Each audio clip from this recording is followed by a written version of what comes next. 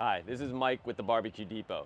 Grilling season is coming up real fast, so what we're gonna do is we're gonna go over and make sure your burners are not clogged and ready to go for grilling. So the first thing you wanna do is you wanna make sure you have the right tools. So you can either have a stainless steel brush, you can have a stainless steel scrubber, you're gonna have like a venturi cleaner, and a little poker like little drill bit to go through it. So the first thing you wanna do is find your burner, check it out, and the first thing you wanna do is you wanna scrub along the holes here. Do it real good.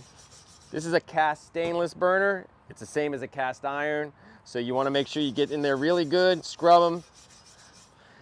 And then if you have a stainless steel tube burner, something that looks like this, it could be straight or U, you wanna do the same thing. Go along all the holes with a scrubber, make sure everything's clear. The next step that you're gonna wanna do is you're gonna take your little poker here and you wanna kind of go through all the little holes that you can and make sure they're clear. You wanna do this on the cast iron, the cast stainless. You also wanna do that on the stainless steel tube burners too, just to make sure all the holes are clean.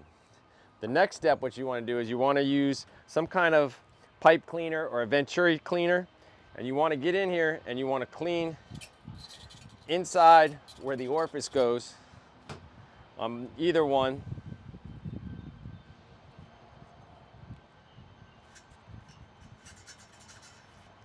And then the next step when you're done with that is you wanna take your burner and you wanna shake everything out. As you can see, some of the stuff is coming out.